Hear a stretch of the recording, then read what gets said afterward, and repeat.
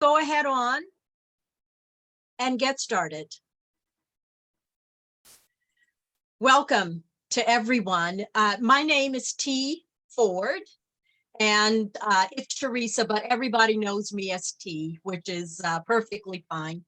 I'm a lecturer for the Africana Studies Department at San Diego State University. The Final Four, if any of you watched that, it was our guys, the Aztecs, who were there. And I teach African-American literature to 1900. And on behalf of the Richard Wright Society Steering Committee, I bid you greetings from the land of Viejas, the Kwan, and Borona bands of the Kumeyaay Nation here in San Diego County. We are gathered this evening for some of you, and late afternoon for some of you, to celebrate the haiku of Richard Wright in these last days of April, also known as Poetry Month. We have three panelists. All are here: Doctors Toru, Dr. Anita Patterson, and Dr. Joseph Ramsey. Each will share their scholarship regarding Wright's haiku, and each will adhere to the 8 to 10 minute time that we have, so that we can have ample time at the end for discussion and sharing. And as noted earlier, this program is being recorded. Again, thank you all for joining us. Please feel free to put your name and your location in the chat. And I would also like to introduce our member and one of our co-hosts, Dr. Almas Khan. Dr. Almas, you want to wave your hand? Let us know. All right. Dr. Khan will be monitoring the questions, answers, comments. Again, thank you all for being here. And we are also delighted to have our special invited co-host, Dr. Joanne V. Gabbin, former executive director and professor emerita at James Madison University in Harrisburg, Virginia. She hosted the premier Furious Flower Poetry Conference in 1994. And she's going to give us a little bit more information about Furious Flower. But I will say this much. Dr. Gabbin was inducted into the International Literary Hall of Fame for Writers of African Descent. And more recently, in July 2020, the James Madison University Board of Visitors voted unanimously to remove the names of 3 Confederate military leaders from buildings on the campus and rename the buildings as a deliberate effort to underscore James Madison University's commitment to being a welcoming and inclusive institution. So Mountain Hall was renamed Gabbin Hall in honor of the outstanding contributions of Dr. Joanne V. Gabbin and her husband, Dr. Alexander Gabbin, both professors at JMU for more than 35 years. Again, welcome, Dr. Joanne Gabbin, and her impressive and extensive bio can be found on the Furious Flower website at James Madison University. Dr. Gabbin, welcome. And if you could take a few moments to share just a bit about the Furious Flower Poetry Center. Well, thank you, Professor T. I'm happy to be here. Thank you for the invitation. I love to talk about Furious Flower. I was the executive director for more than 27 years. And I am very happy to say that I have passed the baton on to the new executive director, Lauren Aline. And she and her assistant director are planning the 4th Furious Flower Conference, which will happen in September of 2024. Some of you Excellent. probably know this conference happens every 10 years. So Yes. if you can in any way mark your calendars a year or so ahead and say on September the 18th, you will be in Harrisonburg, Virginia. That would be marvelous. So I also want to say, of course, the first conference that happened in 1994, dedicated to Gwendolyn Brooks. The second one in 2004, dedicated to Sonia Sanchez, a wonderful haiku writer, and Amir Baraka. The third one, 2014, dedicated to Rita Dove. And we're waiting to hear who's going to accept our invitation as the dedicated poet for 2024. Also, just a little plug, the latest book coming out of Furious Flower is Furious Flower, Seeding the Future of African-American Poetry. And in it, it's just a wealth of poetry and poetics by outstanding poets emerging and emerged. So you might want to check that out. But thank you for this invitation. I'm looking forward to talking about Richard Wright's haiku. Absolutely. Thank you again for being with us. Thank you, thank you, thank you. And now, our first panelist is Dr. Toru Kiuchi. Kamar?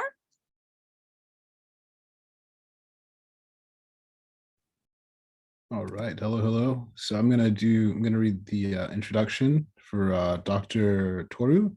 Dr. Toru Kiuchi is professor of English emeritus at Nihon University in Japan. His teaching and research interests include haiku and African-American literature.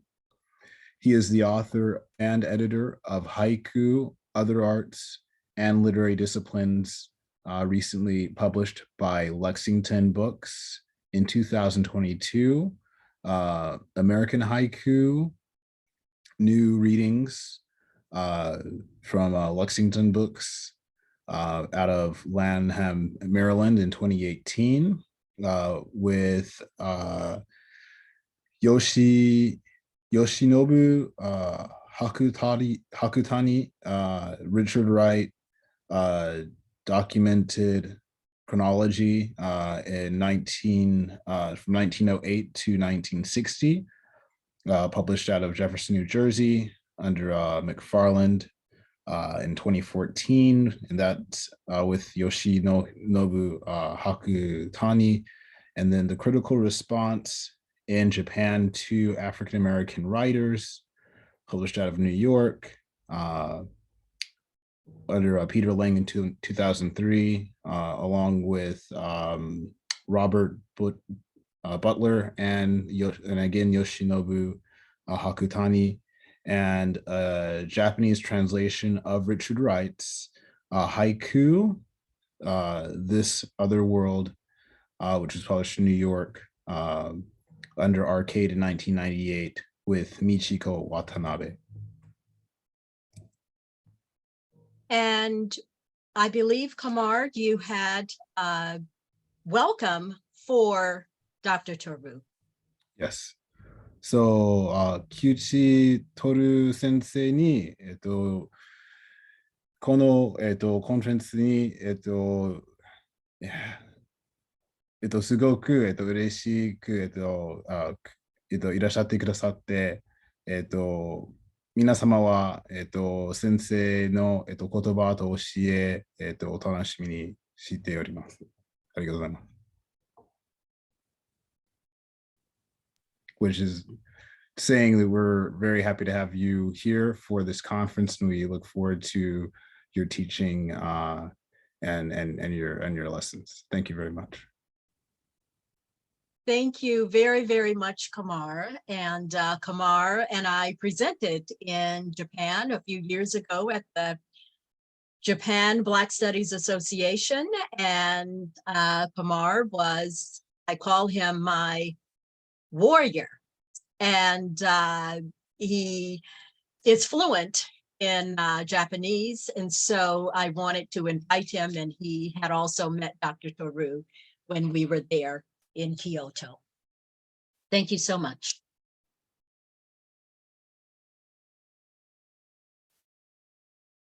Dr.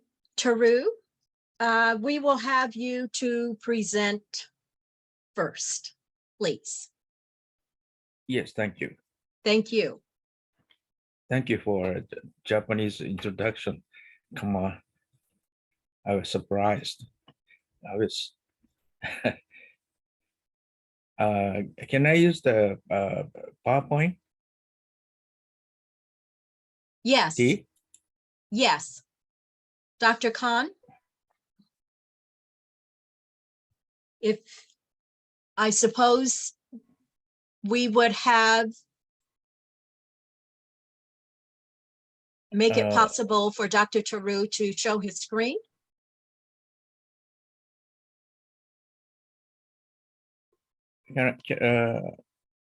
Is the option not appearing?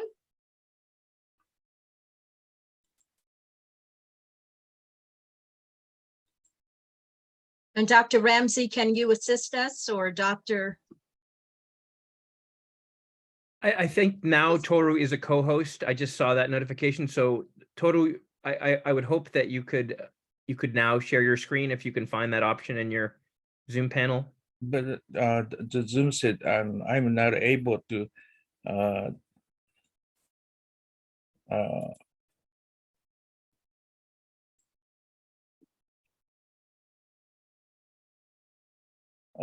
only the host can share the screen. Here it says. Okay. Okay. I'm a co-host, not a host. Yeah. So okay, yeah. Ali can make you a No. host as well. So hopefully Ali can do that. Great. Yeah. Thank you, Ali. I just changed the advanced sharing options to make it possible for actually anyone here to share. Mhm. And I think it is possible now. Yeah. All right. Share away, Toru, if you can.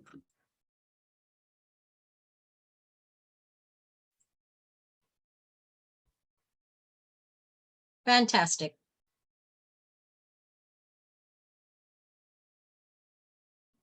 Can you see the PowerPoint? My PowerPoint? Okay. This is the last one.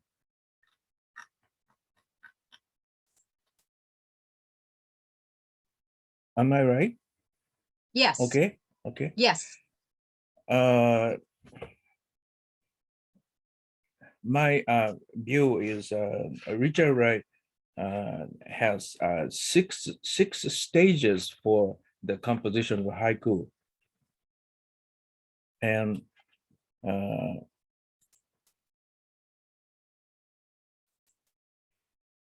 this is the first stage.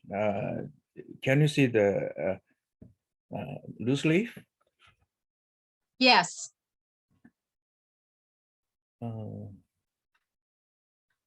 I think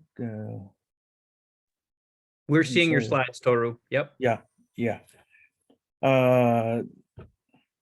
Write the first wrote the 4,000 haiku at the speed of 20 per day, and boil them down to 870 for 3 months later. This is the first stage, and can you see the 4,000 at the right top of the page? Yes. Right, this is the numbering by Wright himself. And then Wright said, haiku number 4,000, the end for the moment. I've actually stopped writing them. This is March 16, 1960. And then the second stage, he selected 1,506 from 4,000 from the earliest draft, loose leaf. This is the one of the notebook, and Wright says, I've so far selected the 1,500 haikus. I think now that I ought to boil them down to about 811. The problem selecting them is agonizing. He said agonizing. I'm trying to figure out the scheme. He's wondering what schemes are best for the haiku collection. And then, but at last I can carry them around my hands before they was strung on steel bars and weighed kilos. You know, the haiku was strung on steel bars in his small apartment. And then third stage, this is working draft 1. He selected the 948 from 1,506 in a notebook, and this is sorted out with 4 seasons. Wright learned the significance in seasons in haiku from R.H. Blythe's 4 volumes of haiku, and he observed the Blythe's stipulation. Summer 119 at the top of the manuscript indicates he wrote 119 summer haiku at the third stage, at this stage. Blythe, according to Blythe's haiku, Wright learned the technique of haiku. There is almost always a season word in haiku.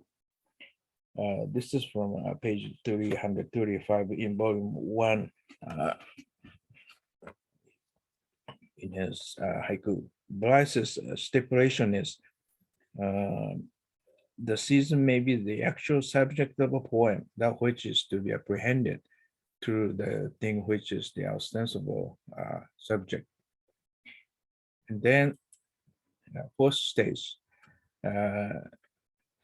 he selected the 803 haiku from 948 in working draft. But in order to change the arrangement, Wright prescribes 19 themes on each haiku, like this one, like delicate. This is later to be delicacy.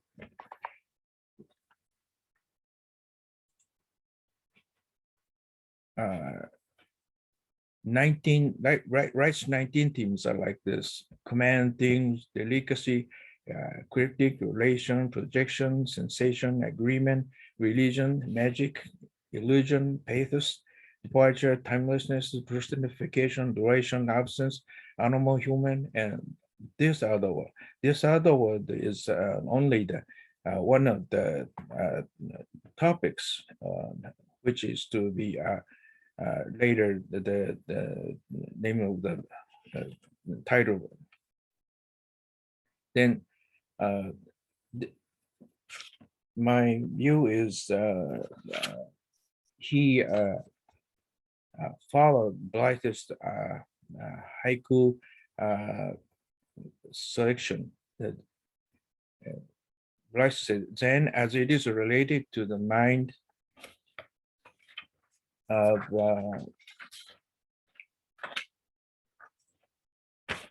the haiku poet, is dealt with under 13 headings: selflessness, loneliness, grateful acceptance, wordlessness, non-individuality, contradiction, humor, freedom, non-morality, simplicity, materiality, love, and courage. Fifth stage. This is the almost the last draft, but this is very funny manuscript, just a large cardboard draft. He selected 816 verses, each cut out and mounted on 21 large cardboard sheets. It's sorted out with 19 themes. You can see how big the cardboard sheet is in comparison with my iPhone 8. You know, this is a big one. A cardboard draft is arranged by theme, not by season. Wright quit the seasonal arrangement and sorted out this haiku by topics. At the right top of the cardboard reads animal, human, 18. This is number 18 theme and animal, human, but he erased the theme animal, human because he does not want themes to appear in a collection of haiku. Okay, the sixth stage is this is the final draft. His title is "This Other World Projections in the Haiku Manner." It's based upon the fifth stage of cover sheets, and this is the same as the published version of Haiku This Other World. This Haiku This Other World is Ellen Wright, you know, the Richard Wright's widow. Her idea. This is what I heard from Yoshinobu Hakutani, the editor of this book. This is the final draft, and Wright says, at last I've got them. This is the haiku poems, so that I can hold them in my hands, and that means that I'm nearly finished. Strange, there are such signs of working, almost like superstition.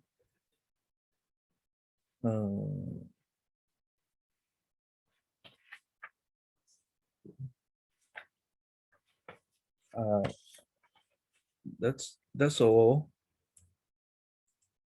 Thank you for listening. This is a shorter version of this my essay. I'm sending this message to you all later. Thank you for listening.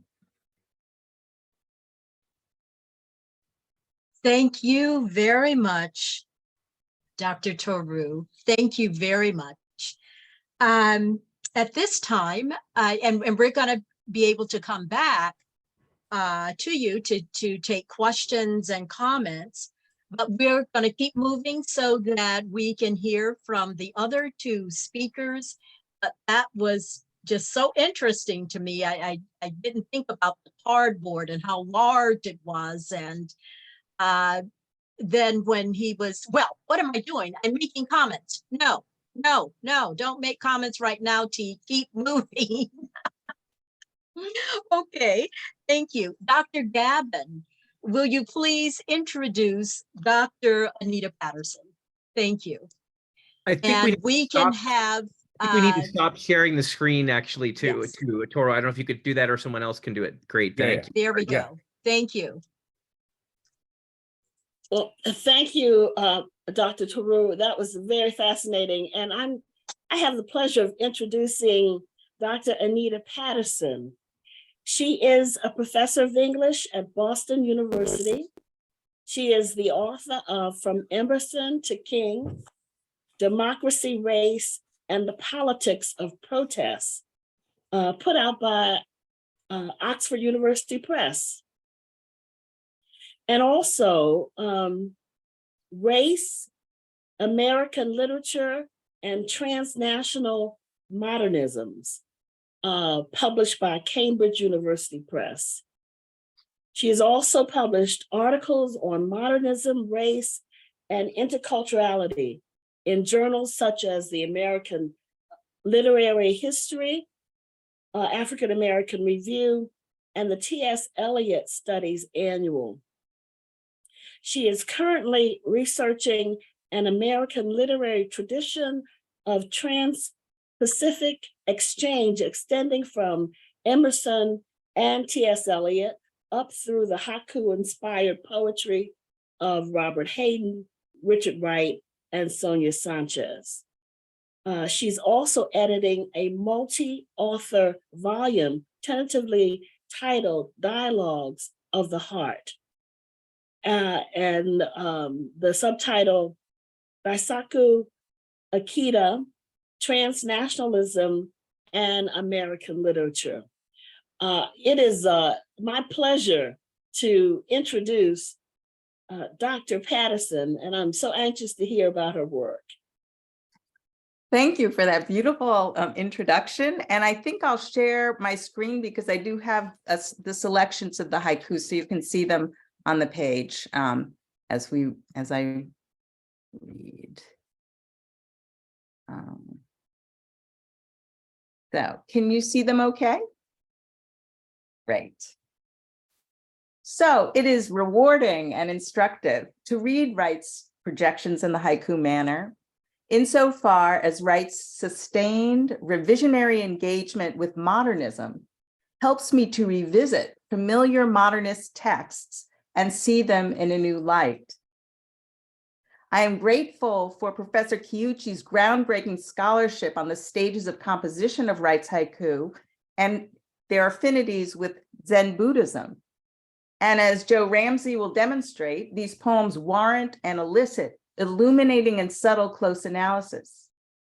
What I would like to do in the short time allotted to me today is to supplement these important approaches to Wright's poems by saying something about their significant intertextuality, which I believe is crucial to understanding Wright's monumental achievement during this last wonderful phase of his career.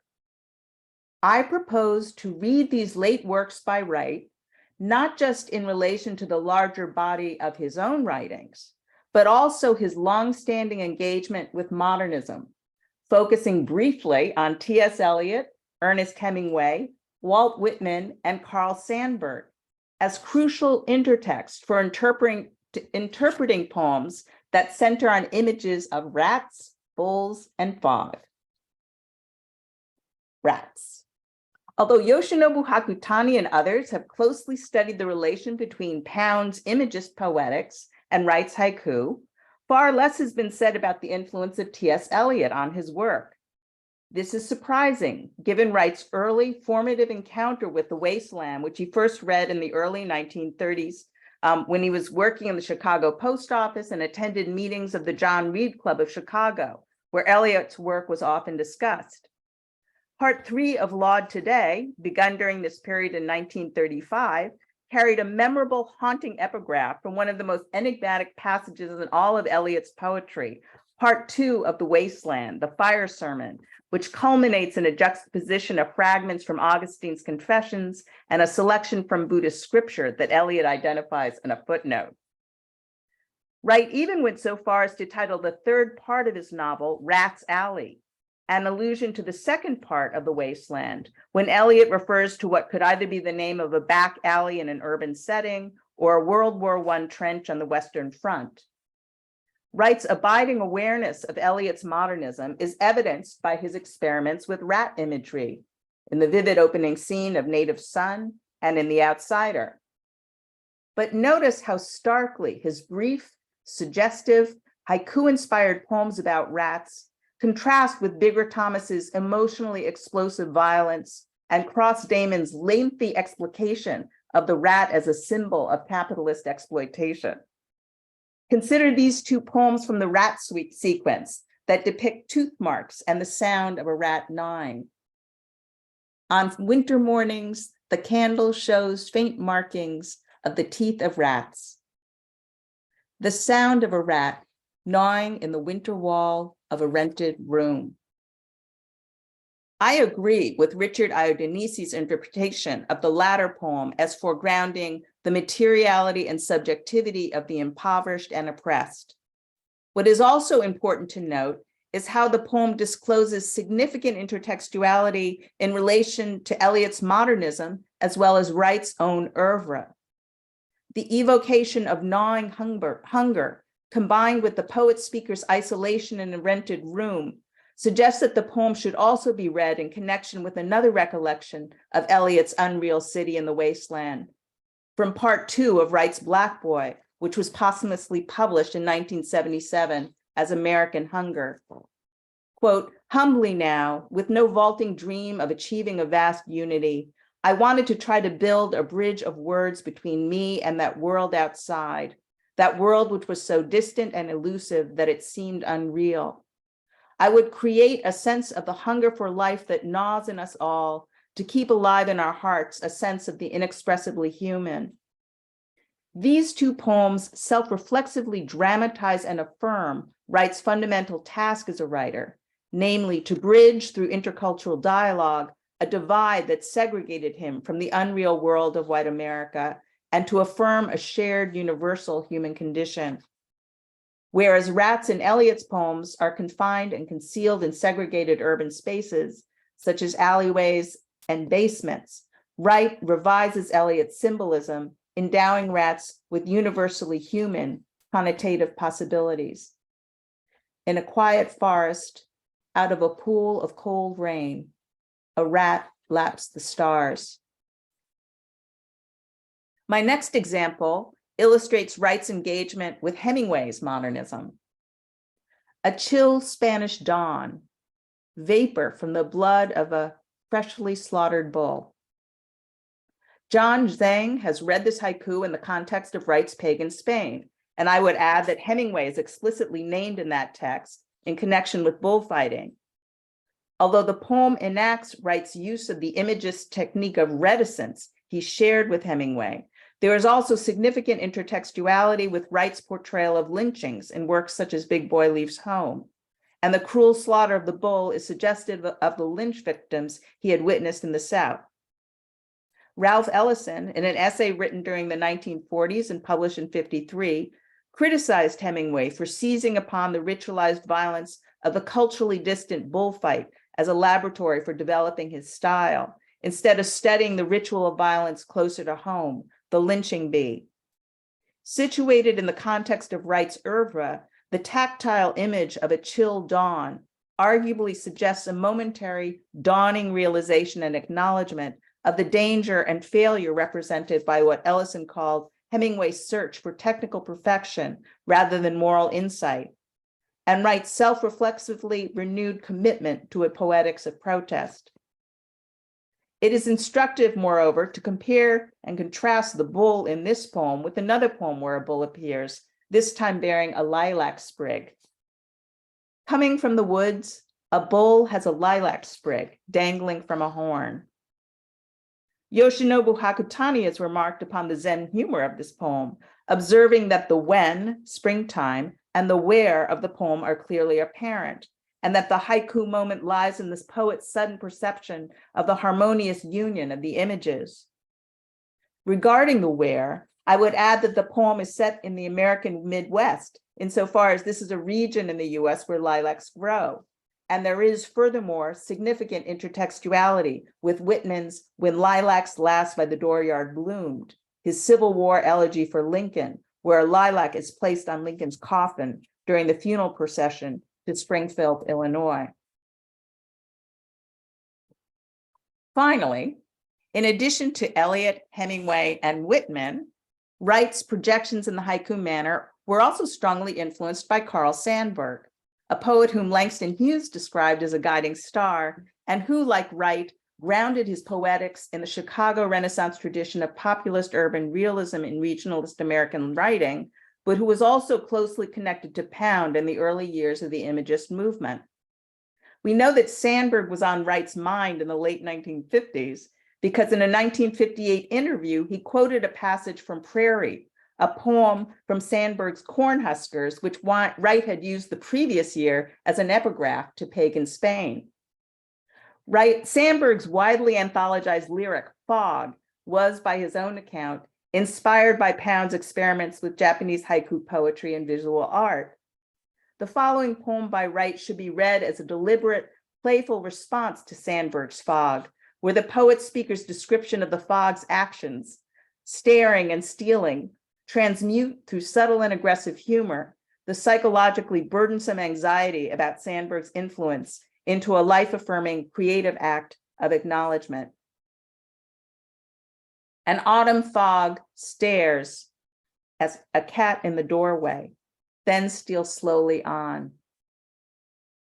There are many other poems in Wright's collection that center on fog imagery, and their meanings are enhanced when we consider the formative influence of Sandburg on Wright. Consider another poem where Wright conjoins Sandburg's fog with the cattle and Whitmanian morning star that are featured in Sandburg's Prairie. This is this one. Beneath pale stars, breathing wet on cattle horns, a faint winter fog.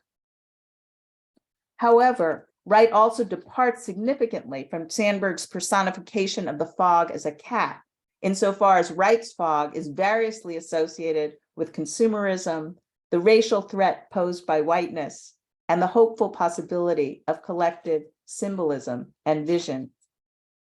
That fog standing there, inspecting the store window, is white with envy. Out of an icy fog, advancing with its sharp horns, a white-faced cow. The big light in the fog was but a little lantern when we came to it. I hope I've given at least some indication of why I enjoy reading Wright's poetry and how much more we have yet to learn from close continued study of his work, and I look forward to our conversation. Thank you. Yeah, I'm gonna get out of. Thank you very much, Dr. Patterson. Thank you very much. And yes, there's so much still that we can learn from this. And moving on so we can get to questions and comments, I would like to introduce RWS member, Dr. Joseph Ramsey. We know him as Joe, and so I feel okay with calling him Joe.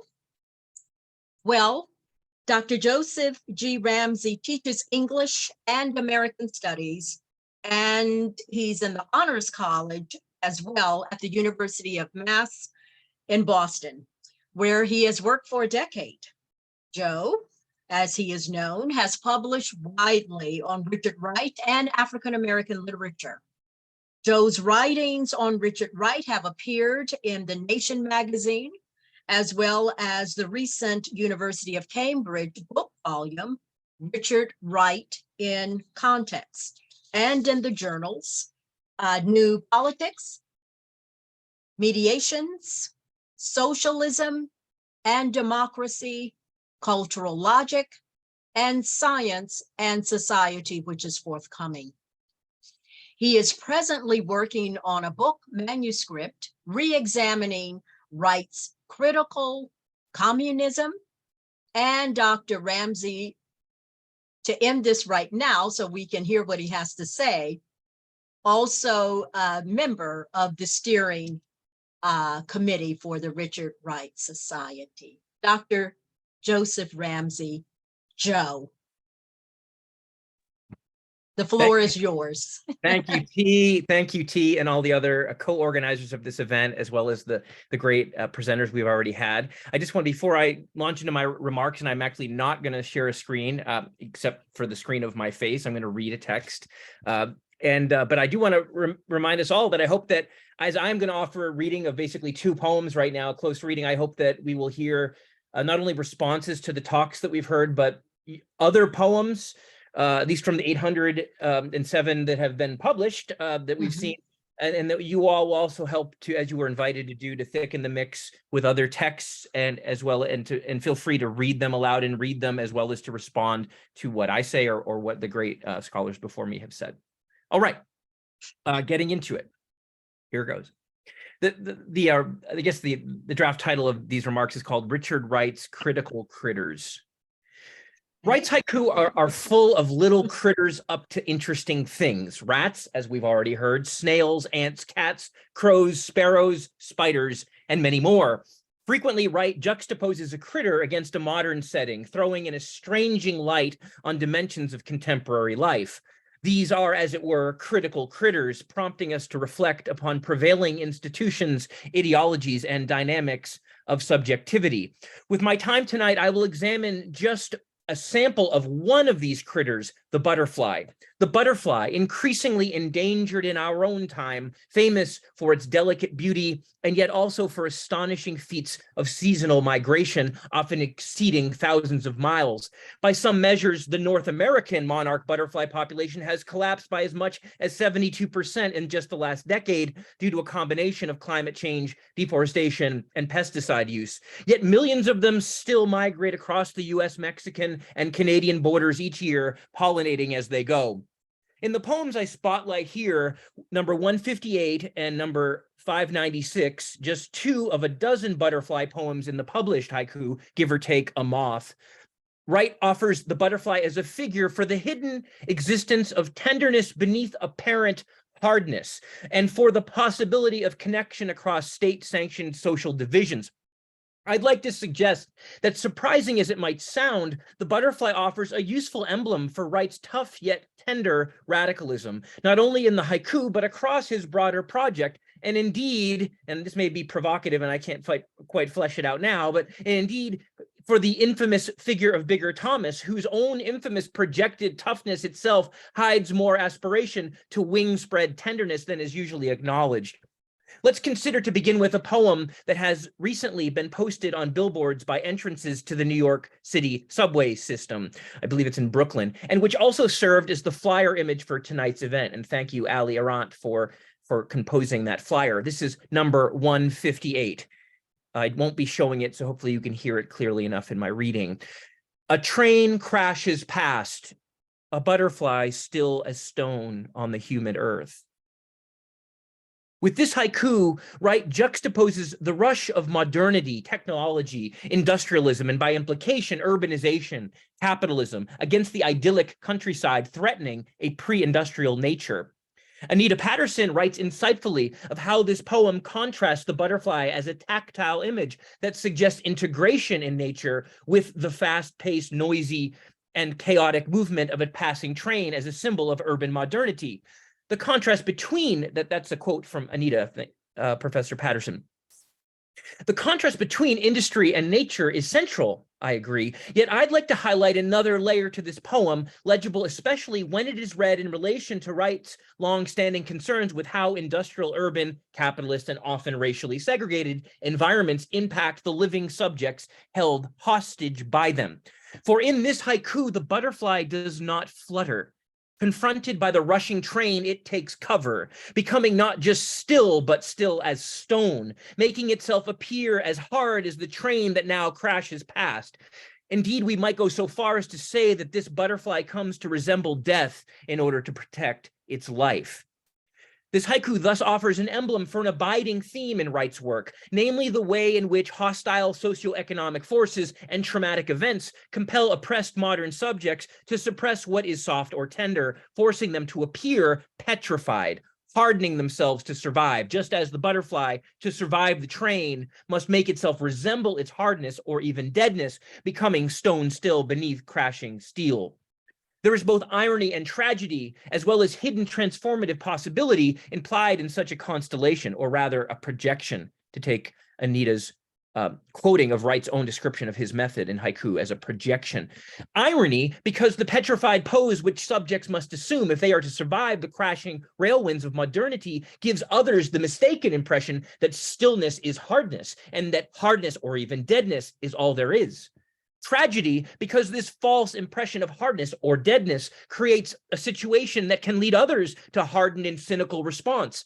Why should we dare soften and drop our guard when those around us look so stony hard?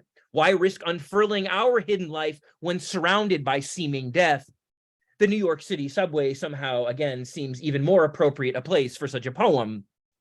At the same time, a transformative possibility persists, insofar as this stone still hunkered critter remains a butterfly. Once the train has passed, it may again be able to spread its wings. Likewise, with modernity's petrified subjects, if only the train would pass by and leave us be, if only the crashing train of capital could be halted, then the petrified subjects all around us might be able to spread their wings, show our colors, reveal our tenderness, our beauty. It reminds me in a way of Walter Benjamin's famous imagining of the revolution, not as the train of progress, but the pulling of capitalism's emergency brake. Make no mistake, the butterfly here has done what it must do to flutter another day, and in that there is hope. But in a world of constant train-whipped winds, the danger is real that we forget that those who may appear stony to us now may yet be butterflies too, if only we look close enough to see their tight folded wings. The butterfly recurs again later in the collection. Again, there's about a dozen, only looking at 2 today. And in number 596, it estranges what it flutters by. Number 596, a blue butterfly dips over a prison wall, then slowly returns. Crossing the prison wall and then fluttering back out, this Wright butterfly reminds us that such state-sanctioned structures, however seemingly permanent, are traversable. Walls can be floated over, prison escaped. Such institutions do not get their sanction from nature, but only from political ideology that bestows them with the aura of unbreachability. The text prompts us to consider the separation of Wright's poetic observer, presumably outside the prison wall, from the prisoners inside. For when the butterfly dips beyond the eye of the speaker, it presumably just then appears to the prisoners inside, assuming they have access to a window or yard, which many do not. Likewise, the slowness of its return is enough to make the curious reader wonder, what has that butterfly seen while floating across the prison wall that we cannot see from down here on the ground? If the butterfly could speak, what would it say? While marking a division between inside and outside, though, the butterfly also connects the two. Walled off from seeing each other directly, both inside and outside may still lay eyes on that same critter. Thus, the meandering, transgressive butterfly allows those society would segregate to connect through a shared point of contemplation. We may not be able to see one another through the walls, but we can see what the other is seeing. We have this critter in common and a chance to reflect on it together. I'm reminded here of parallels to Robert Frost's famous poem, A Tuft of Flowers, where a butterfly plays such a crucial role in helping the human speaker, depicted as an alienated and isolated worker, to reconceive both labor and nature in a radically different way. Frost's butterfly draws the speaker's attention to a tuft of blooming flowers that otherwise would have been missed altogether, flowers left by the worker, presumably the day before, that were not cut down, even though they were amidst the grass that should have been cut, right? Prompting in the speaker fresh reflection on how workers may yet be deeply enriched by the humanity of one another, even those physically absent, once the scene they're in is recognized as shared across time. Men work together, as Frost famously concludes that poem, whether they work together or apart. But on second reflection, why should we assume that the butterfly, when it dips over the prison wall, is heading into the prison rather than out of it? Couldn't it be just the reverse? Couldn't the speaker of the poem be someone inside the prison? We might assume the outside perspective if we posit Wright's speaker as something like a poet-philosopher freely strolling the countryside. But couldn't Wright's haiku eye be that of a prisoner or even a prison guard? The second reflection does not merely add perspectival uncertainty. It calls to mind how differently the same blue butterfly may signify for one hypothetical observer versus the other. For an incarcerated speaker, the most salient aspect of the critter's crossing might be that it performs an act the prisoner themselves cannot, except in imagination. The butterfly then might be a torturous reminder of walls and chains. Or else the prisoner eye might identify with the butterfly, momentarily floating across and beyond the walls and into freedom, in which case the butterfly's return is less than auspicious. No wonder then that it is so blue. And I might as well point out, it's the only butterfly in all the published haiku that's given a color other than white. Usually they're colorless.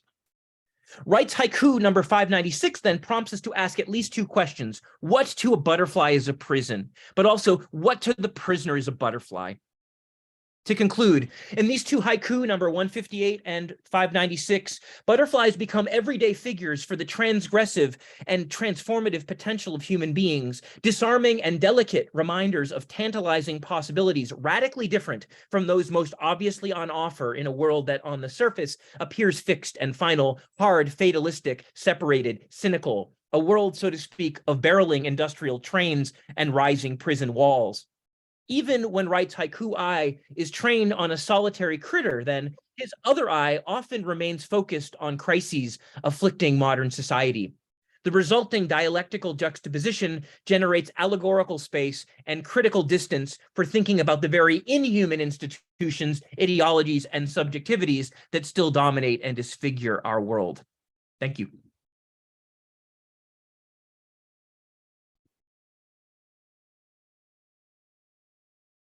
Thank you very, very much, Joe. Thank you. Thank you. So much to digest. And at this time, I lost track of time, to be truthful, but it seems that we have at least 30 more minutes that we can be together and digest a little bit more of this. And I'm going to ask Dr. Khan if she would please take a look in the chat and see if there are any questions, and then facilitate the questioning part of this, please. Again, while she's getting that together, I'm going to go to my reactions and give my hand claps to all three of our magnificent speakers. Thank you so much. Yeah, I read the chat as the speakers were presenting, mostly praise, which is all I have to say as well.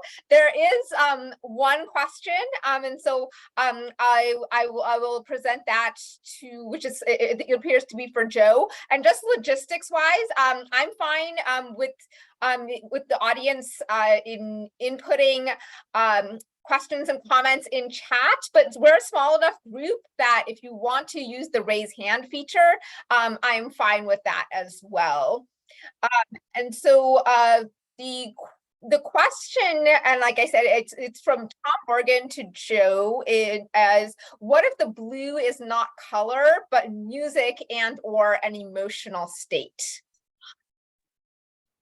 Yeah, I totally see that. I mean, I think especially because color is so rare in the butterfly sample, at least in the published haiku. And again, like there's the color of the butterflies it's not usually like you think the monarch butterfly or the beautiful butterfly, even my little intro about butterflies, it's not like that. Like they're very seldom marked for color. When they are, it's white usually. Like there's a great one, which if I had more time, I would have gone into, about that settles on a movie theater screen, which is interesting. It's kind of like, it's kind of adapted to its environment. So I think the blueness does ask to be read, in the register of blues, which I don't have to tell some people on this call. I know T, I think, has been teaching Wright in the context of a blues course, right? He was very much engaged with the blues, and I think you could certainly see it in that way. Totally, Tom. I don't know if you want to say more about it yourself, but I totally hear that. Yeah. There are some other interesting butterflies to look at, but I just wanted to do justice to a couple of them. So I don't know if any folks want to bring in others, but. I mean, I'd like to ask Toru if there are other butterflies in the unpublished haiku. That's I'm curious to hear. I'm just tantalized by the 3,000, unpublished, and especially maybe the 100 that were in like the second or third cut but didn't make it into the book. But anyway, that's my question. But others want to go first. And this is another question. This is for Professor Toru from Dr. Russell. What is it like to translate Wright's haikus into Japanese?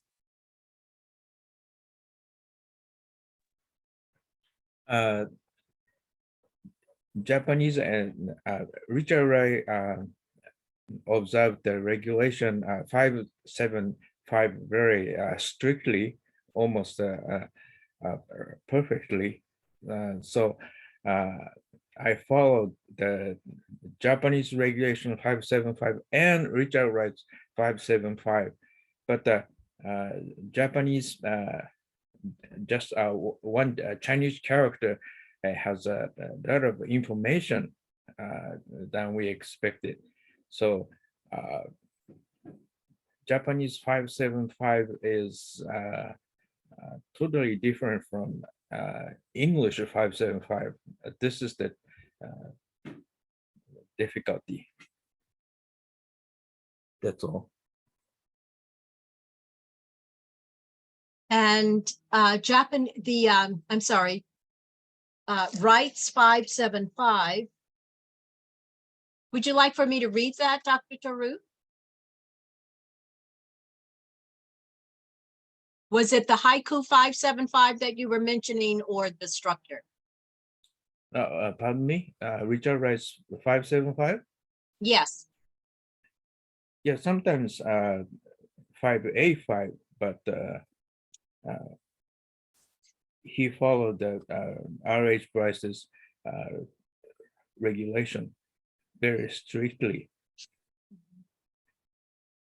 Like number 596, Joe mentioned. Yes. A blue butterfly, this is 5, and dips over a prison wall, 7, and then slowly returns, 5, and then butterfly is a season word. So Wright is a very strict observer of the Japanese regulation, but you don't have to follow, because English 575 has a lot of information. So modern haiku poets in America has sometimes 232, and this is much better than 575.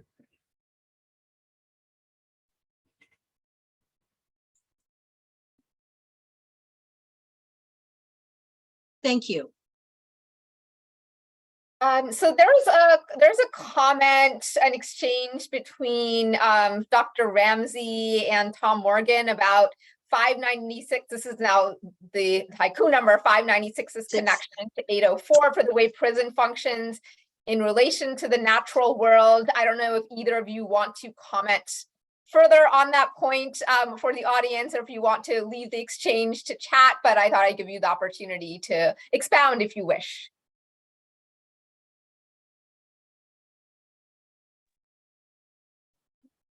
Can I say one comment for Joe? Richard Wright visited the prison really for twice in his life. Clinton Brewer and somebody else. So he really saw the prison wall, and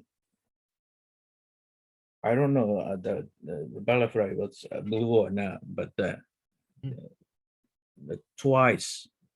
That's all I want to say. I would love to hear Tom Morgan speak. For those who don't know, Tom Morgan has a great, I think, a really important essay in the Richard Wright's Other World, critical. I think it came out in 2011, the anthology of essays about the haiku as well, which I really recommend folks reading. But Tom, I don't know, do you want to say what you said in the chat for the group? I'm just interested in, like, so I have lots of big picture interests in haiku across the board, and Richard Wright specifically. Why those two stood out specifically for me with the one you read, Joseph, and then it linked 804 is in other work I'm doing, I'm fascinated with Etheridge Knight and his haikus, and specifically the fact that as he states in an interview with John Roll, that prison is my major metaphor. And so the fact that he focuses on the sort of role of prison, and if you think about his 44 published haiku, there's a fairly large chunk of them that focus specifically on prison and prison life. What does that role have to do? And again, this is where for Knight, he's probably moving well beyond sort of a Japanese definition of haiku and trying to transform it into what he calls an American form. But for me, that's when I was looking at that, I was like, oh, things are popping in my head from the past. And so I was just making those connections as well.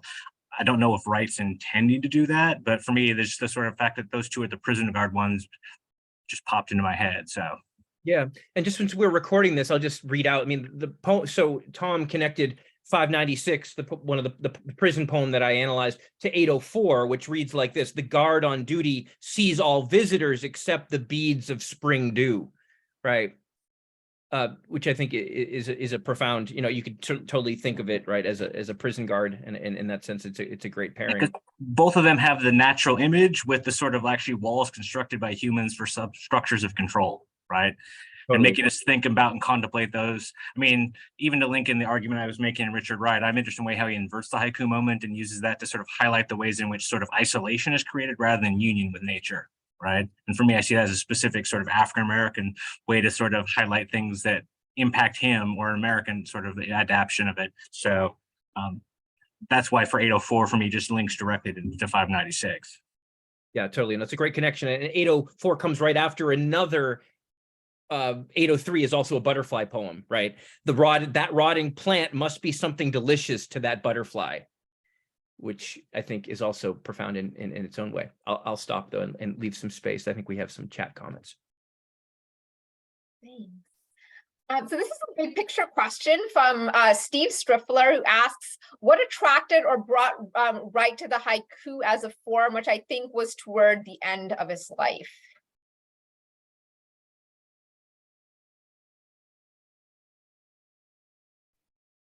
Dr. Toru, would you like to shine some light on that question? Of what brought Richard Wright to haiku near the end of his days? For 803? No, just in general, what led Wright to writing haiku near the end of his life? You mean rat in a small apartment? Or any of the haiku, just the genre in general? The well-known fact is that Richard Wright chose rat at the beginning of the native song.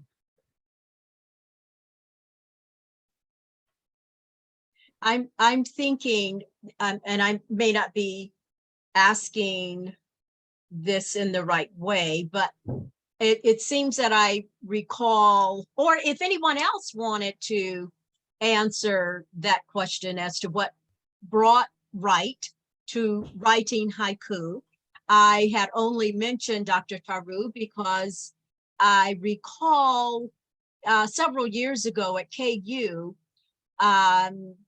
for the Richard Wright seminar that you may have been one of the speakers to give us some insight on that. I can't, my memory is a little foggy, but anyone can answer that question. Yes, Dr. Patterson. Yeah, I'm so fascinated by this. And when I teach Wright's haiku, students often ask this.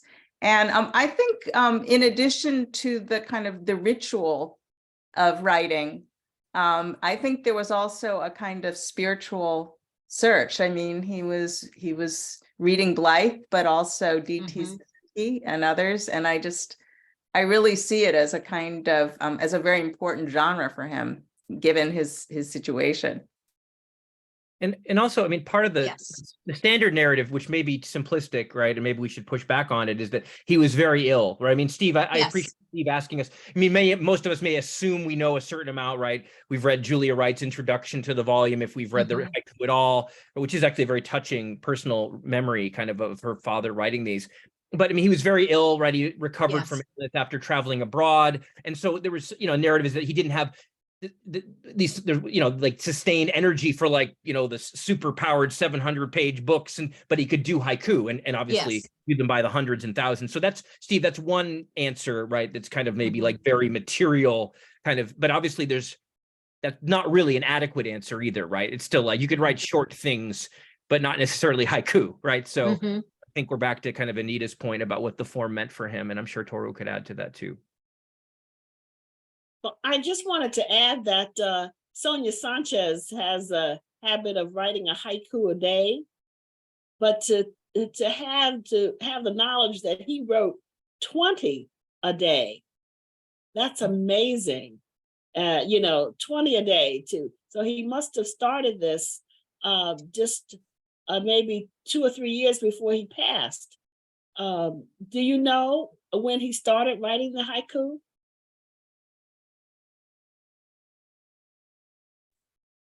You mean me? Anyone? I'm just interested as to when he started. 1959.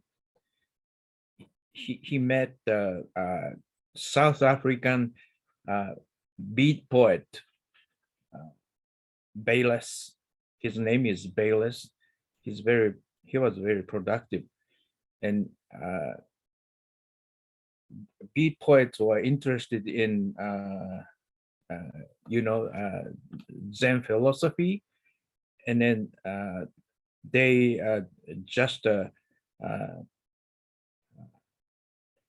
talked about the Zen philosophy and Buddhism and haiku, and then one of the beat poets, South African beat poet, mentioned that haiku, and R.H. Blythe, his 4 volumes of haiku was very popular among beat generation. And then that was August 1959, and then he just started to haiku poems, and he stopped in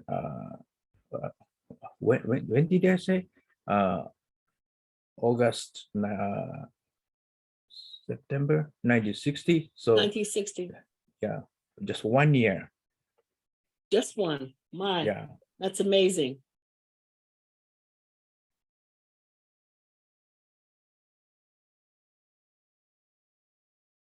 Okay, there's a question here from our participant who unfortunately had to depart. I can still say the question, and this is for Dr. Patterson, the participant, because I guess this is being recorded, so the audience member may get a response after the fact.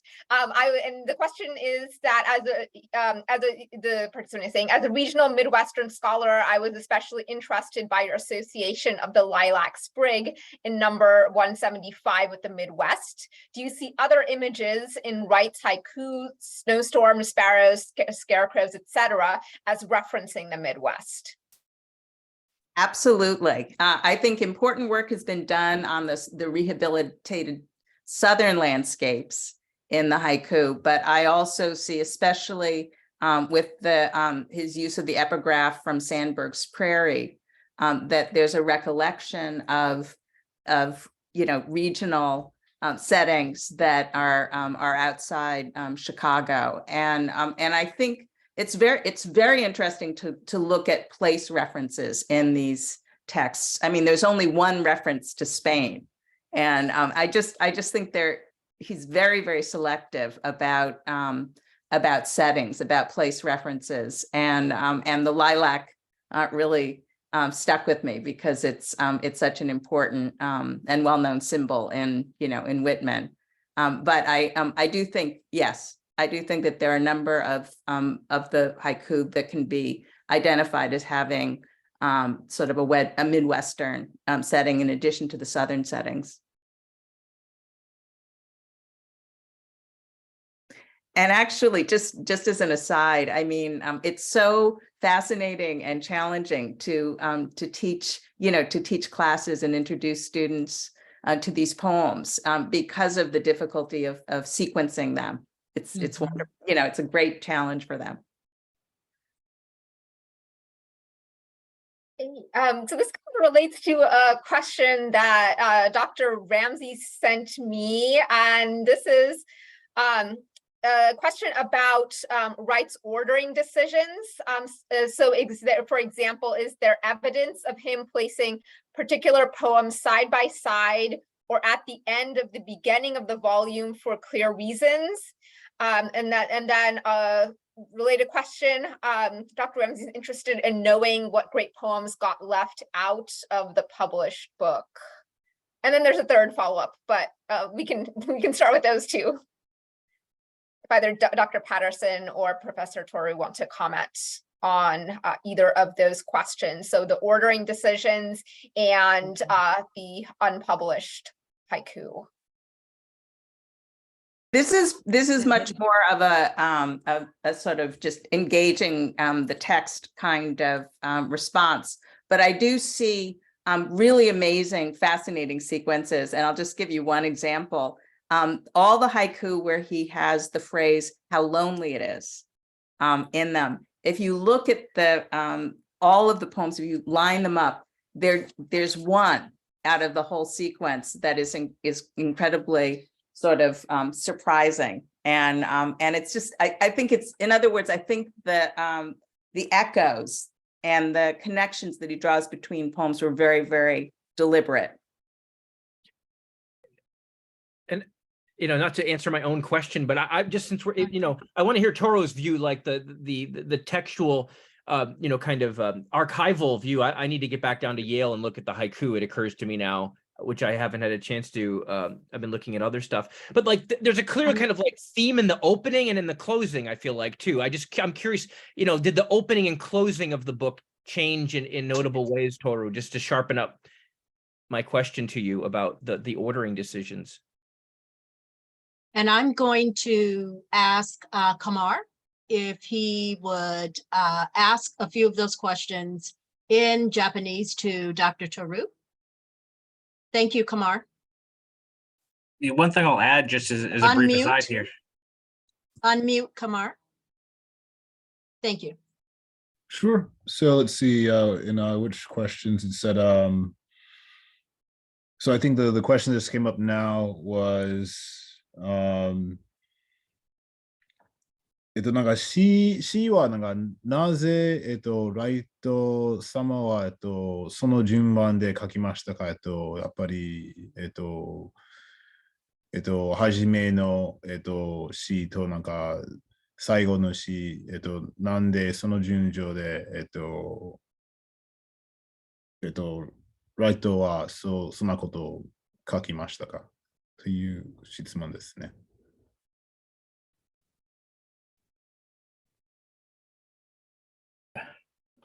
どうもありがとう。どういたしまして。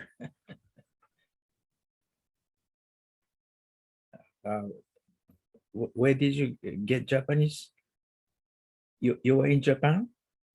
はい。大阪芸術大学と、サンディエゴ州立大学で勉強でした。I see. そう、ちょっと下手かもしれないですけど、頑張ってますけど、すみません。No, I was shocked. Okay. The ordering is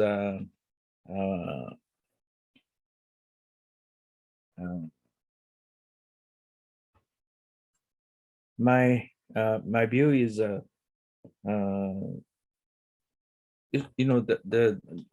this one Hakutani and Tenor's edition. Yeah, the numbering is by editors, not by Richard Wright, and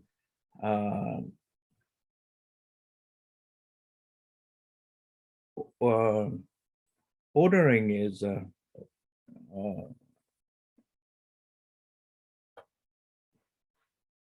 for example, the first 10 or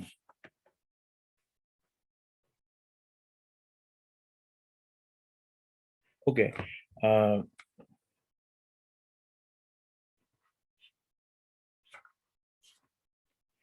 Wright's manuscript is going to from right to right, left to right, and left to right, left to right on the, but the Hakutani and Tena picked up the Wright's haiku from top to the end. So the ordering is not the original, different from the original ones. If you see, you can see the difference between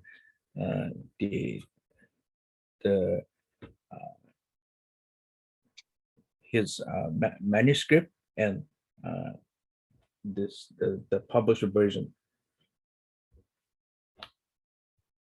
So Wright's plan is that he ordered by topics like delicacy. He didn't write delicacy in it's the manuscript, but he wanted to grouping of delicacy poems, but the published version orders different.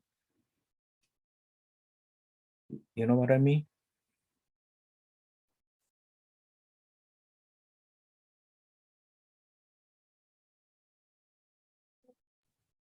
That Okay. makes sense. Do you want to say? Okay.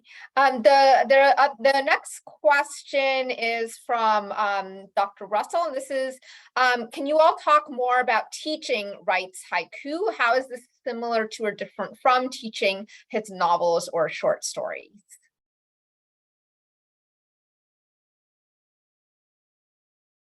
I'll be happy to say something about that because I actually just taught the haiku in one of my classes, a seminar with grad and undergrads.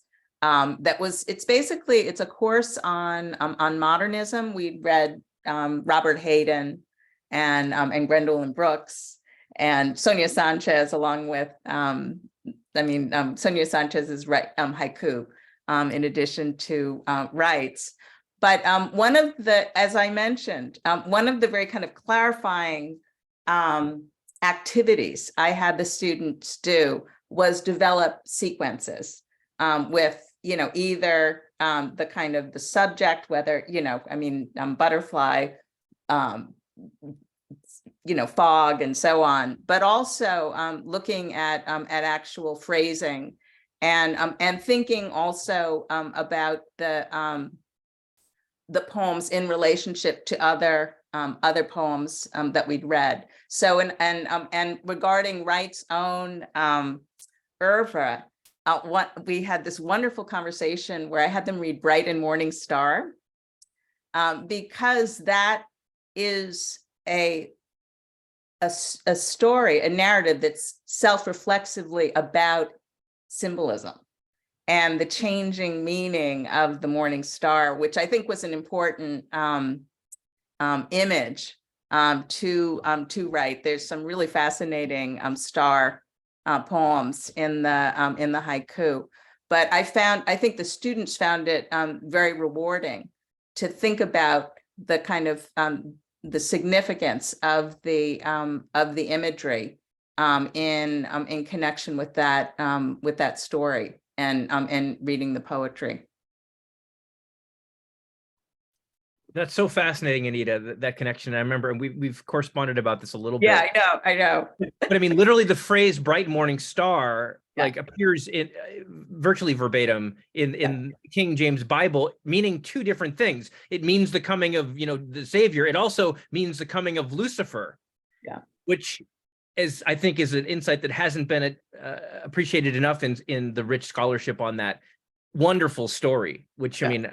I mean, that's another, we should do a Richard Wright session society on that story, I feel like now. So I'm just gonna like save my thoughts for that. But I haven't had a chance to teach the haiku as such, but I'm really thinking about doing it, partly because, and I don't know if this was your experience, Anita, or others who have taught them, but I mean, it does seem like we could be in a moment where, I don't know if we are in a moment yet, but it seems like the age of Twitter and and of kind of like shrinking attention spans may be a moment for like the economy of the haiku, but also like the haiku as like a form that you could tweet, but it's also like so anti-tweet, right? It's like, I mean, it's so much about trying to create a moment of pause, not just a moment of like, just getting trapped up in the flow, right? It just seems like it could be a very kind of pedagogical, really wise kind of, or like interesting moment. I mean, like, which maybe I'll experiment with myself. And I just want to say at ALA, at the American Literature Association,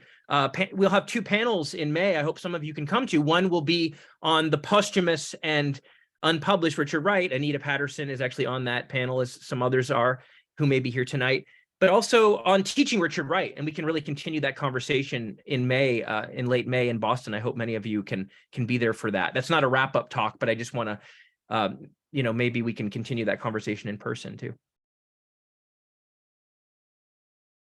Yeah, Kamar, go ahead if you had a comment or question.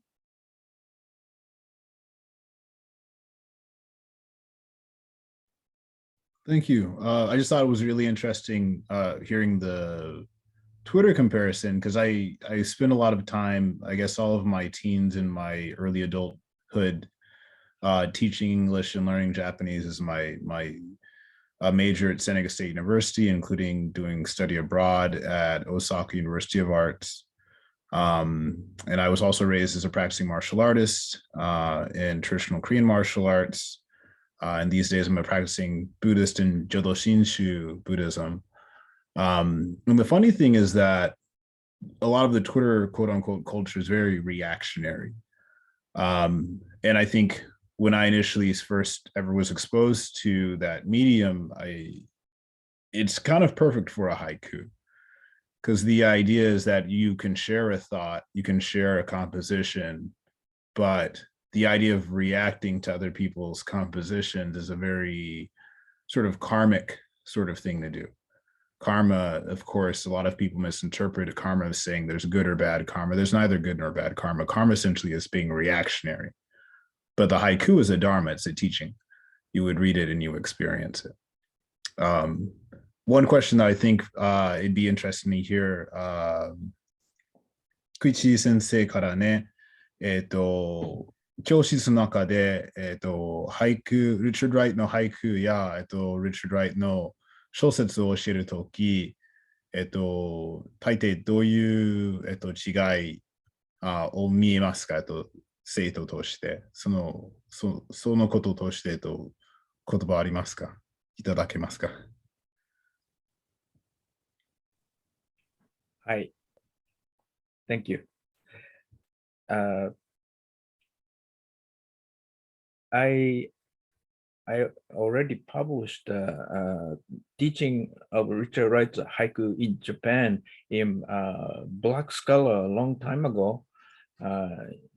If you're interested in it, please find it. 10 years ago or something. So then I wrote it in an article that biographical his elements in his haiku here and there. Like I said to Joe, he really visited the prison for twice in his life, and then or rat in the rented small apartment. I've been to the apartment and I looked at the small room where Richard Wright wrote haiku, and then I didn't see rat, but the room was very small, like he said in his haiku. So very autobiographical. This is my view. Come on. And difference between short stories and Richard writes haiku. Japanese students prefer short stories to haiku.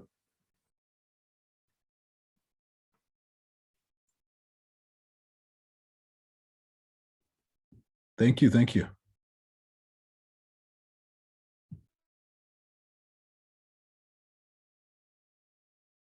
Well, I think we have come to that hour. Is that right, Dr. Khan? And for this last go round, we would like to hear if you have a favorite haiku of Richard Wright's that you would like to share. I have one, but I'm going to be last. Were there any other questions or comments in the chat, Dr. Khan, as we are preparing to bring this to a close? Nope, I think Yes. that was all right. Well, I would like to say just this as my closing remark. Thank you very much for inviting me, Professor T. I also wanted to mention that the name of Michelle Fabre, who was Yes. a wonderful scholar, and Professor Toru had cited him in his comments. He did a conference in 1993, African Americans in Europe, and it met in Paris. Were you there, Professor Ford? Were you there in Paris? I was in I was there. Paris. Oh, Yeah, you were Dr. there. Toru Good. was Yeah, there. I I was was. in So- Paris with Toni Morrison in, Okay. I can't remember the year, But it was 1993, and Mhm. I was thinking, it is so good that scholarship on him has advanced to include scholarly attention, the type of attention you scholars gave him tonight, because I was there and I heard no panel at all on his haiku. So this is really wonderful, and I'm so glad you put it together. I remember that close to the last day, we went to the apartment of Richard Wright and stood out on the street. Do you remember that? And they put a plaque on the front of the apartment, and then his wife Ellen Wright You mean- invited us to her house. Street Reggie? Street Reggie, not the Monsieur Le Prince.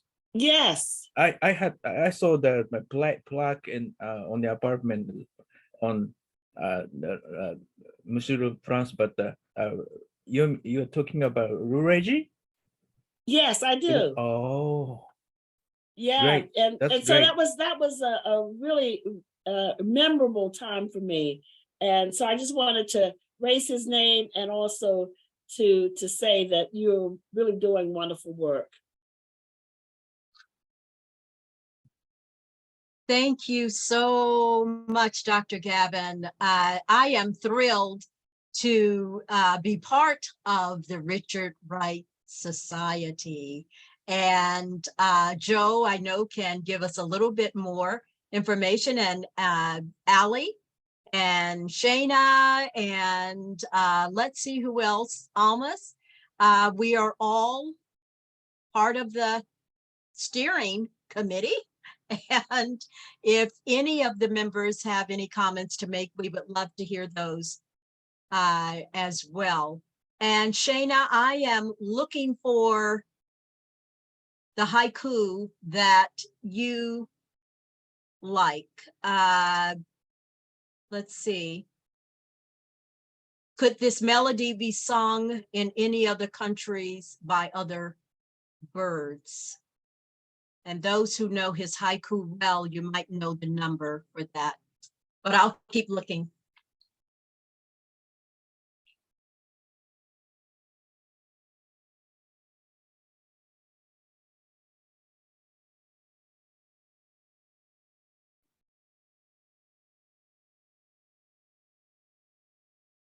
Anyone else have a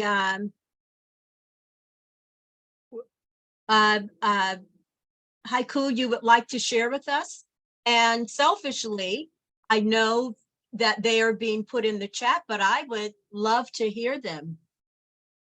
Well, I'll just say that, I mean, Anita went through a number of poems, and she was giving us so much context, intertextuality, that, and just kind of letting us, I mean, leaving more space for us to read those poems. But I mean, the rat poem she looked at, I singled out number 21, not because it's my favorite, but I think on winter mornings, the candle shows faint markings of the teeth of rats. And I just think so many of Wright's poems like suggest there's like life going on, other perspectives going on, like the centered human subject or whatever here, the candle bearer, right, is like looking around. You can imagine the candle light looking around for the rats, but really the evidence is right under their nose. But there's this whole other world of subjectivity or possibility that a certain point of view is not accessing. And I think that's a theme that you can see running through a lot of these poems, this kind of other possibilities right beneath the surface, maybe right under the nose of the speaker with or without their acknowledgement. I think that's very powerful. And I was going to make a comment about teaching Wright's haiku, which I have not done yet in a hip hop class, but I certainly can imagine that those in the hip hop world, those who like that style of poetry, wow, I think they would just really gravitate to this, as well as the writers. The writers on the walls, and here Richard Wright is on the wall in Brooklyn. I can absolutely see that. So if I ever teach hip hop culture again, I'll be sure to bring Richard Wright into it, for sure.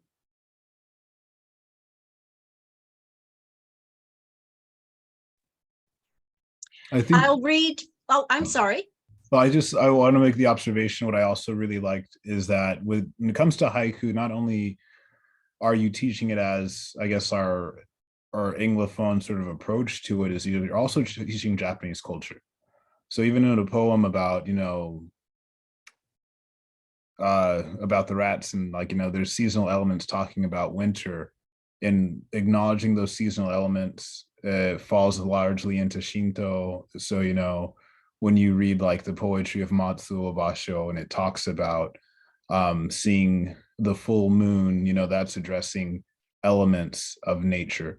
And, I think if the analysis and the approach is done correctly, it brings people into more of a Shinto mindset, where there's this connection with the natural world and a veneration with the natural world. And especially coming from a hip hop sort of approach, that can also reconnect African-American people in hip hop audiences to the naturalism that's found within, West African cultures and things like that too. And I think that's a core thing to really understand. It's not just looking at the timing elements of 5-7-5, but you're also looking at what are the spiritual thematic elements that are there, and understand that you can't teach haiku without teaching Shinto. You have to have both of them together. Thank you. I am watching the time. Tom? I just put the haiku that's my favorite in the chat. I like it because of what it does. It is also, I like to read it because it's the one, when I published the article, I'd put on a post-it note on my computer, and it's been there ever since. Oh, I hate reading out loud. It sounds terrible. Why I like it in part is because I also read it as a implicit critique of colonialism. Right, the sort of ways in which sort of violence enacted by sort of the need to sort of make land profitable by white people in the process of colonialism is actually sort of entailed within that, couched in sort of natural and civilized terms. Thank you.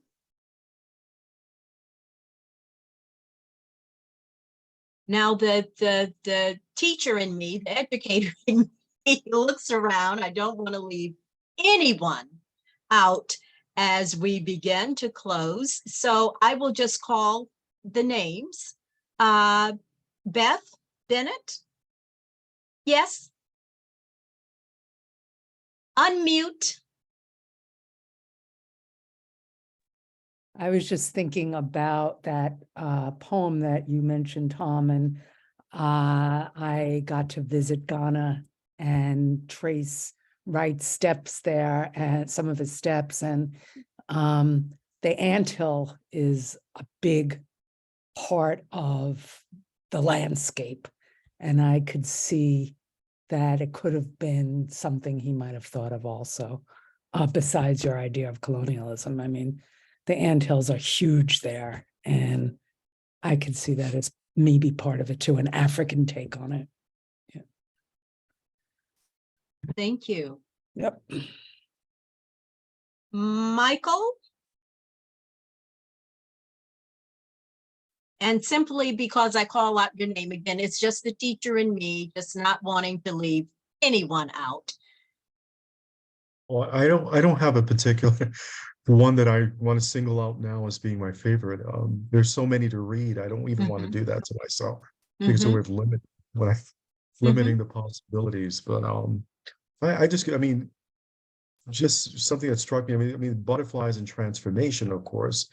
When I heard that talked about, it did strike me there.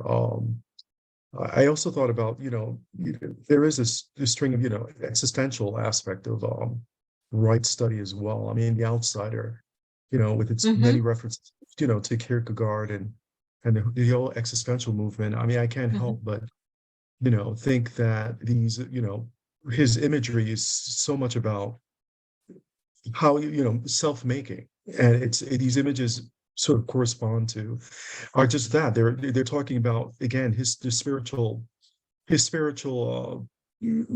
configuration of himself, and in many aspects. So butterfly is one, of course, blues is another. You can go on and on. So it's extremely rich. Haikus are rich. And I do appreciate very much, Kumar, I hope I'm pronouncing your name properly, your reference to Shinto. And so, I mean, that fascinates me very much. I mean, you're right. I mean, the familiar, the tendencies to move towards, I think, towards the Anglo, right? Which is ironically its own, sort of a form of colonialism in itself. So I totally appreciated that. I wrote that down, highlighted it and said, "Don't you forget that, man." So thank you for that. Appreciated that highlight. Thank you, sir. Thank you. Nina? Alan? Nina? I just thought of another question, which is to what extent was Wright involved or interested in Shinto? Yeah. And would that have entered into his poetry, given his knowledge of that particular, I guess you could call it religion? Maybe Kumar could answer that. Or Kumar could ask Dr. Toru. Probably Maybe so. in Kiuchi Japanese. そうやな。ライト様は、神道と日本の文化と、知識はありましたかな？この俳句を書いたとき、その質問ありましたよ。はい。I don't think he has a understanding of Shinto. He read several books about Zen philosophy, but he never mentioned Shinto. I don't think so. And I don't think he even had a full understanding of Zen philosophy.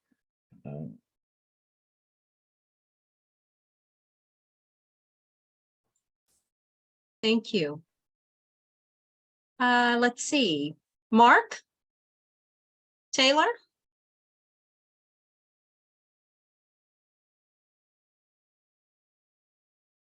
Are you there, Mark? Yes, I'm here. I'm multitasking. I'm still finishing up at work here. We're working from home, I should say. That's okay. Just wanting to give you an opportunity for any last questions or comments as we begin to wrap things up. Not that you have to, but just giving you an opportunity. Sure. I just wanted to say thank you guys for having me at this event. I really enjoyed everyone's insights and everyone's interpretations and analysis of the themes and symbols present in Wright's poems, and also how he was influenced by other greats like T.S. Eliot. And I think there's another one, I forgot the name.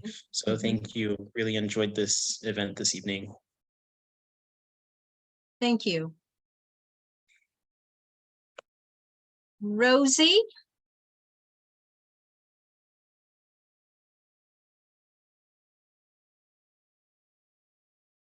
Rosie, are you there?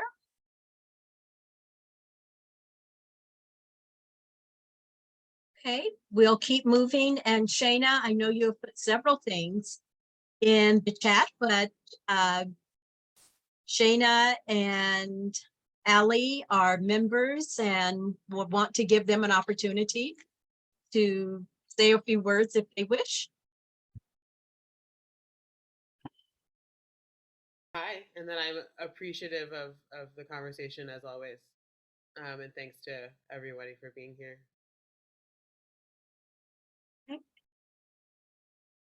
And thank you, Shayna.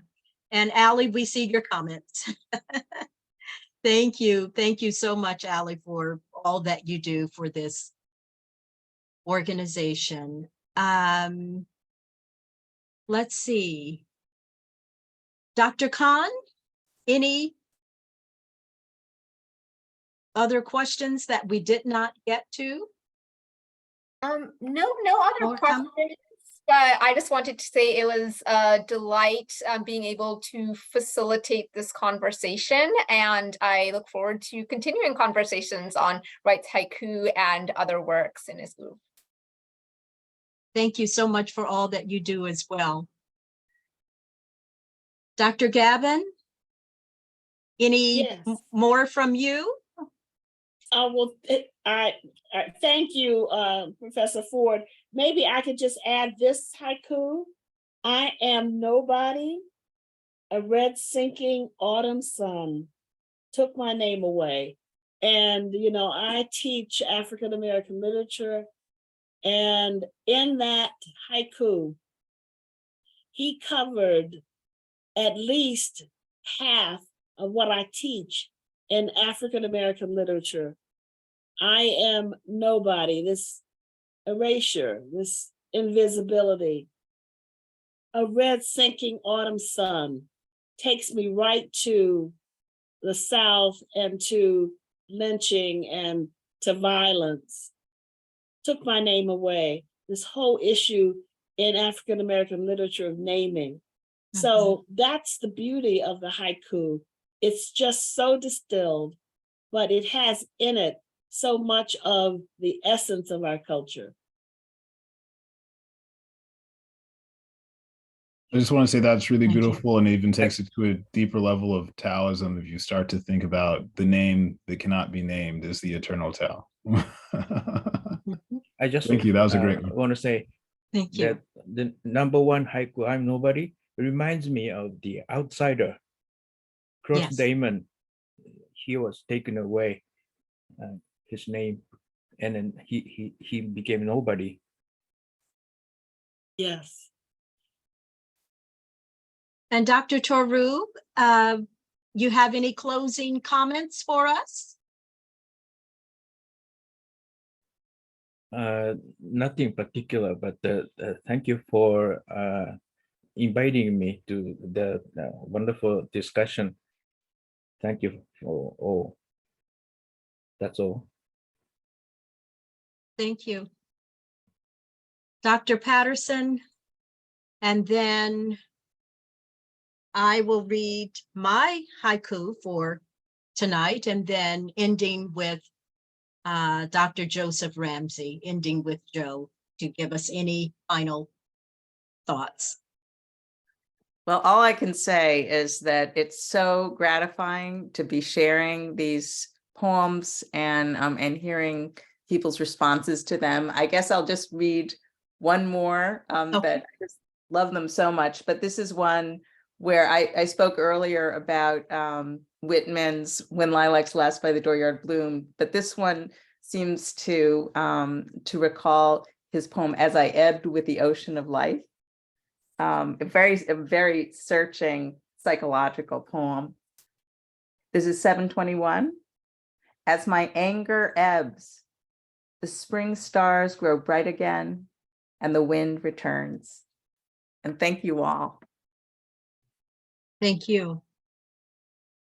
And mine, blowing from the sky and being blown toward the sky.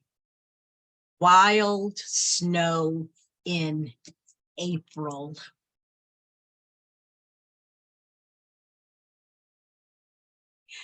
Kumar, right before Dr. Joseph comes, could you give us an ending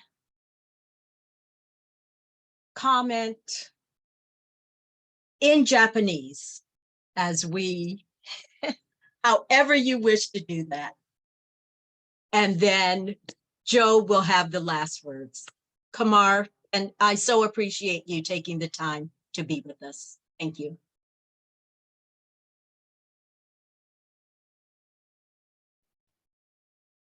じゃあ、皆様、に一緒に、ライト、リチャード・ライト様の、文芸について、この話題に参加してくださって、いろいろありがとうございまして、この経験は、やっぱりみんなに、知識豊富な経験、予防しておりまして、ありがとうございます。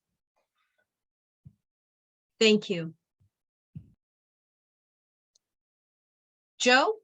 Yeah, this has been an inspiring gathering. I look down at my 2 copies I have, like, of Richard, and now I just feel like the haiku kind of glowing with a new shimmer.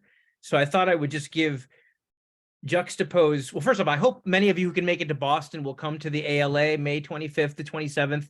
We will be officially talking about teaching Richard Wright, and we will have a panel with a talk from Anita Patterson on the haiku, so we can literally build on this conversation in a very real way. And so I want to just welcome you all to that. Those who are in Boston, which we actually have a few of us, we could maybe have a Richard Wright Society chapter or something.